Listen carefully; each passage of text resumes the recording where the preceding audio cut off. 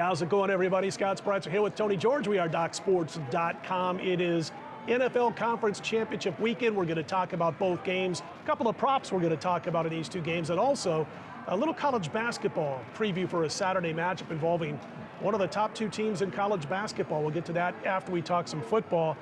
Tony, the first game on the schedule, the Bengals at the Chiefs. Chiefs laying 7, total 54. And one thing I always tell people when I'm doing shows around the country, and especially before sports betting became open to so many states around the country, is that when you get to this point of the season, the lines are sharp, sharp, sharp. There's no mistakes in the point spreads. You can find little reasons to play on a side, on a favorite, or on an underdog, no doubt about it. We'll both be involved, and we both are.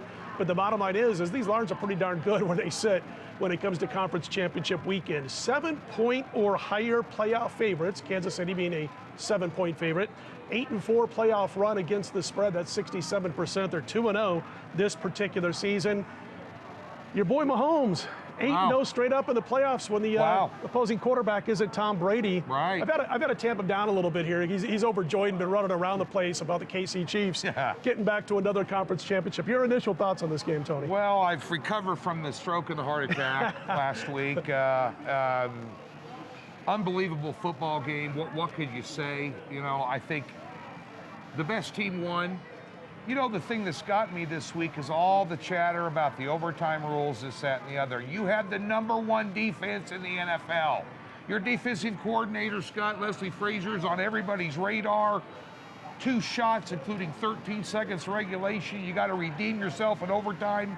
They went through them like a hot knife on butter, and I'm not so sure I want to get in front of the freight train that is Patrick Mahomes and the Kansas City Chiefs for the 4th year in a row at home in the AFC Championship. And just like last week, the thing that gets me the most, and you know, us as handicappers, we don't listen to a lot of white noise in the mainstream media because they don't know anything about gambling for the most part. But last week, all we heard all week long was Josh Allen in that defense, and like Kansas City just happened to be a participant in the game. And this week, we're hearing about how great Joe Burrow is. You got 3 turnovers last week. You scored 19 points. That's not going to fly against Kansas City. And I don't care if Tennessee's got a better defense than not. But here in this game here, 7 points is warranted. And a lot of people were shocked at a 7-point spread here. It's warranted. I mean, Kansas City's been here, done it, bought the old T-shirt factory. I think Kansas City is a solid favorite this week. I think the total is about right at 54. I just looked here on the board at stations here at Red Rock. I think you're going to see some scoring in this game, but what was it, 65 points the last game, Scott? 34-31. There you go. The one thing here, though, and that happened last week, prop bets. And we're going to talk about this for our Super Bowl show we do. A lot of props, by the way, on that show. A lot of props on that show, but there's props available on this one. And with the lines being sharp, as Scott alluded to, find yourself some opportunity on prop bets. I got the best one for you in this game. Patrick Mahomes, over 26.5 yards rushing in this football game. That's a weapon. That's part of the offense. Matter of fact, in 8 playoff games he's played, his last 8 playoff games, he's averaged 36 yards per game rushing. He had 69 yards last week against the Bills. I think this is a great prop bet, you know, because quite honestly, they talk about Kansas City's defense not being any good in this game, Scott. 9 sacks last week. How do you win a game with 9 sacks and gifted 3 turnovers and only score 19 points, and yet you walk away with a win on the road? On the last second field goal, basically. Did you find that surprising? Absolutely. I mean, I didn't play that game. I didn't have that game as one of my premium plays. I just couldn't figure that game out as far as a premium play was concerned. We talked a little bit about it on a free video, and I thought Tennessee would get past Cincinnati. And we thought the pass rush would get to Joe Burrow for a couple of reasons. You know what, Tony? A couple of reasons on that. I thought that if they got to Joe Burrow 5 times, they would win the football game. And the thing about the sack rate last week being 9 sacks in that game, the offensive line was shaky in pass blocking. They've had their problems all season long, giving up a ton of sacks. Joe Burrow was holding on to that football way too long on a few of those sacks. I mean, trying to let his receivers get open. And I was texting back and forth with a few bettors around town, and we're like, man, the one thing he's got left to do is learning how to get rid of that football when he's in a little bit of trouble, and he was holding on to the ball too long. I got to go back to that Kansas City-Buffalo overtime game for just a moment, because the overtime, the dumb overtime rule, which we all know needs to be changed. You got to have at least one team with a possession in an overtime. So, but the problem is it's masked. The stupid coaching that went on for the Buffalo Bills in the final half minute of that game. 13 seconds to go. Who in the world kicks the ball into the end zone and doesn't even try to take off a couple of seconds? Squib it. Yeah, squib it. They're going to take off at least 3 seconds when he catches the ball and kneels down or whatever they decide to do, the returner. The returner might make a mistake and decide to run with it. Yep. So you take off a few seconds there. And then, if that wasn't bad enough, Leslie Frazier, who's an incredible defensive mind, and you mentioned he's got that incredible defense all season long, doesn't scheme right for the final 13 seconds. He lines up with 4 down linemen, and I was just watching this morning, rewatching the last few seconds, because I wanted to make sure what I saw the other day when I was at a football party actually happened. And they had 4 down linemen, and then they would drop one of the linemen back about 3 yards on the snap of the ball, like 3 yards. Who cares about the first 3 yards in front of you? Drop 9 guys or 8 guys back, put 3 men up front on the line, and make sure he can't throw the ball 25 yards downfield. If a guy like Kelsey catches it 8 yards downfield, you got more guys there to make a tackle. But they were dropping one guy about 3 yards behind the line of scrimmage, and I'm like, are you kidding me? I did see it right. So really bad coaching by Buffalo in the closing minutes, and all hats off and credit to, of course, Kansas City. Patrick Mahomes making the right throws, getting guys open. This particular game, Tony, you mentioned the total. It opened as low as 50.5, I saw in the shop, as high as 55 as we speak in a shop here. 54, that line again is 7. I will say this, besides the horrible play calling, you can't take away too much from KC. This team's on an 11-1 run, straight up 8-4 against the spread. The only loss came to those Cincinnati Bengals. Right, and not a great game, that game against Cincinnati. And let's see, the Bills beat them. They played with revenge at Arrowhead. What happened? Well, a miracle win on one of the greatest games you're ever going to see in the playoffs, or the regular season for that matter. And now they got Bengals back at Arrowhead with revenge. So it's going to be interesting. You know who my heart's with, folks. And by the way, just for craps and giggles, because I'm the nice guy, lay it. Okay, we're going to switch gears here and go to the San Francisco 49ers, who, shocking win in my opinion. Look, I lost both my games on Saturday, and I won all 3 of my picks on Sunday. Saturday was not a good day. I thought Aaron Rodgers at home would finally get the monkey off his back. I was dead wrong. They played terrible, and San Francisco just figures out ways to win ball games, Scott. Expertly coached. There's no doubt about that. Expertly coached. Their defense has played as well as anybody's around, and that's surprising, really, with the new D coordinator in there this year as well. But it's carried them in games, and now they take on the Rams at SoFi, a team they've beaten the last 6 times, twice this year. Right now, LA Rams installed as a 3.5-point favorite. Our good buddy Chuck, who's over there checking us out, he had to hang the hook on there to make it difficult for everybody. But nonetheless, in the total right now, 46. Your thoughts on this big one out in SoCal? 3 meetings, every line's been 3.5, no matter where it's been played. I don't know that the home field advantage is going to be great for the Rams with all those Niner travelers. They're trying to keep them out of the stadium. I don't think they'll have much success in that. It's kind of funny going back to that game real quick. When they went up 27-3, talking about the Rams over Tampa, I was looking at some of the live betting lines, and the Rams at that point, with about 7 minutes to go in the third, minus 10,000. The comeback was plus 2,500 on Tampa Bay. No, I didn't jump in. Then I saw when they tied it up 27-27, I'm looking again, Rams minus $1.30, Buccaneers plus 100. So it came down a little bit. But those who laid the points or the money line with the Rams were obviously sweating to the very end after thinking they had a game that they could coast in. I'm going to give you a prop on this one, guys, because if you look at Jimmy G, he's averaged 128, just less than that, 128 yards passing per game in his 4 playoff wins.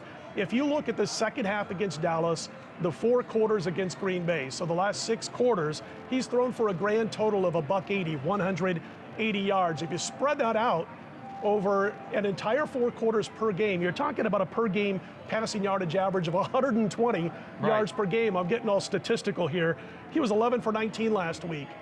Threw a pick. No touchdowns yet in this postseason. Couple of interceptions. He threw for $131. The offense averaged less than 4.5 yards per play, not per carry, per play last week. They had 212 yards on 48 plays. That's it. They won the game because we saw Nebraska at the next level. Horrible special teams. Green Bay lines up to punt the ball.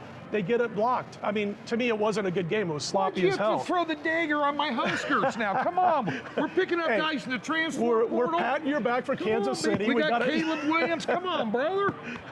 Well, you got my boy, what's his name, Chubb Purdy also. Yeah. He's coming up there, which, by the way, From Florida State. Yeah, check him out a little bit. He's got 4 years of eligibility remaining, but I digress. My point with all these statistics, Monday's total for Jimmy G passing yards and some of the props compared to what they were last night, 12 yards difference. It had already dropped 12 yards. It's around 226 or so, depending on where you shopped. And I do like it under. Whether San Francisco wins this game or not, I think this game stays under the total.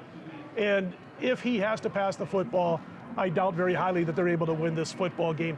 Wow. I've yet to hear anybody backing San Francisco, folks. Just a little heads up, or backing the Rams, excuse me. Everybody on San Francisco. Yeah. We'll find out from Esposito when we talk to him where the betting has been so far this week on this game. Final thoughts, total QBR against Dallas for Jimmy G, 68.6.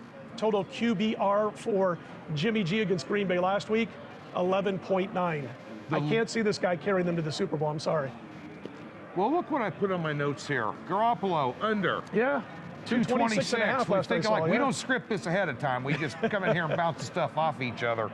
I agree. He has the lowest quarterback rating of any of the four left standing. And ask yourself this question in the postseason: who's a better quarterback? Stafford. Garoppolo's not the guy. As a matter of fact, and here's the other thing about this when it comes to play calling, as you mentioned, kind of alluded to earlier. The 49ers have ran the ball in the playoffs so far 57% of the time.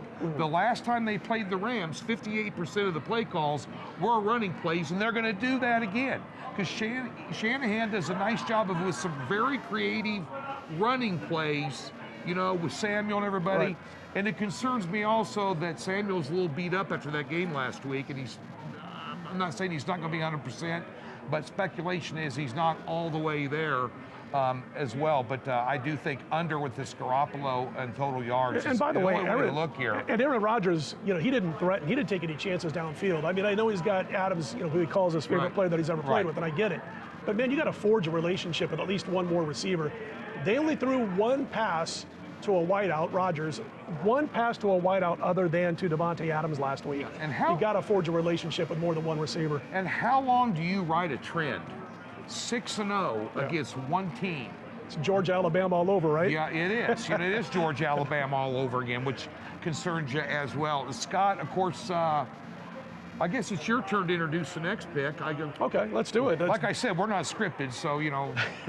We're going to start talking some basketball every week when we do these videos. And there is a game that I was, you know, it's funny because before Alabama lost to Georgia on Tuesday night, I'm like, hey, Tony, let's talk about Bama, you know, and Baylor coming up this Saturday. It's, you know, neither team plays between Tuesday and Saturday, and thought it might be kind of fun to talk about Nate Oates, maybe get this team back on track. I'm a Nate Oates fan, but I don't know right now about this season. So they get beat outright by Georgia. That's a horrible loss, obviously. So now they go into Saturday, hosting Baylor. And I'll say this, we'll ask Chuck about this. Power ratings say about 3.5-ish, Baylor being the road favorite. We'll see if that's changed a little bit since the loss to Georgia. Here's the problem with Alabama right now. They're shooting threes like there's no tomorrow. I don't get it. This team cannot shoot the three. No. They're taking 47% of all their shots over the course of a game from behind the three-point line, and they're terrible at it. They're 40 for 155. That's 26% in their last 5 games from the three-point line. And if you look at what they did against Mizzou, and I brought that up because I actually lost that game last week, Bama went outright by 10. They didn't cover the number. Yeah. The first 13 shots of the game, 10 of those were from behind the three-point line. They were 1 for 10. Nate Oates, what you doing, man? If these guys aren't listening to you, you got to get that ball inside. The 2 teams that have beaten Baylor this year both took minimal threes. 16 three-pointers for one, 14 three-pointers for the other team. They shot well inside. And here's the kicker. You know, Bama's making about 57% of their 2-pointers, but yet they're just bombing away from the three-point line. Get it inside that three-point line. Try to get Baylor into a little bit of foul trouble. The only knock I see on Baylor, Tony, and this is splitting hairs, they don't get to the free throw line too often, and when they do, they don't make them too often. Right. Well, what's amazing to me is you got a couple of old-time 30 years each in the business, scratch pad handicappers from Nebraska, and we can figure out what's going on here. in terms of Alabama's offensive approach. That's coaching. That's a problem. And if you think that you're having trouble hitting threes now, wait till you play the number 13th ranked defense in the country, allowing 59 points per game, and they defend the perimeter as good as anybody in college basketball. And by the way, offensively, Baylor's kind of getting back in a nice little rhythm here. They had a little guard problem going on, but it looks like it's been eliminated. Well, look at the defense that Kansas State puts up. I mean, Kansas State's Kansas State, and they're never going to win with Weber as head coach. But the bottom line is they play good, solid defense. They're ranked higher in the defensive categories than what Baylor is in college basketball, and yet Baylor lit them up for 74 on Tuesday night, if I'm not mistaken. Had Baylor in that game. It was a great spot to go against K-State, I thought. Yeah. So, And so the bottom line is here in this game, if you can catch Baylor here, -4.5, -5, I think they're worth the stretch. I was just going to say, this looks like a sneaky spot, though. This looks like a sneaky I know, spot I'm to not back worried Baylor. about it. I'm so down on Alabama right now. They almost beat 0-3 their Auburn. last Got to three. give them credit. They almost beat Auburn. They just got to start working for better shot quality and shot selections than what they have been. If they don't, they're going to get wiped off their own home floor again. But I think it's a sneaky spot for Alabama. Anyway, Tony, tell them about the free $60 account. Yeah, we do have a free $60 for anybody who wants to come over to Doc Sports. There's a link in the description below here, and we'll park $60 in any new account. You can use it on the website to get anybody you want. We're going to have a top play this weekend in the playoffs. I know Scott has just been unconscious in college basketball and in the NBA. Pisses me off, actually. He's kicking my butt. But at the end of the day, we tell it like it is over there as well. And besides the fact that you get the free 60 bucks, 95% of the stuff on the website is free. More videos, content, power, you name it, we got it. Odds, scores, matchup programs. Free write-ups on just about every game. Free write-ups on about every game, so be sure and get over to Doc's. 51 years in the business, you know, decent reputation. I mean, they let us in this joint, right? So, you know, we keep our noses clean, so come on over and visit us this weekend and get hooked up. Good stuff, everybody. Enjoy the conference championships, and boy, wait for the prop show we're going to have for you in Super Bowl coming up in a talk Chuck couple into of weeks. sitting down and doing a round table. I think he might. For Super Bowl props. I think that'd be a lot of fun. Yeah, you take him over to Bob Taylor's. We'll take him over there. We'll get him to sit down and talk some props. It should be a fun show. Sure. Best of luck this weekend, everybody. Let's put him in the win column.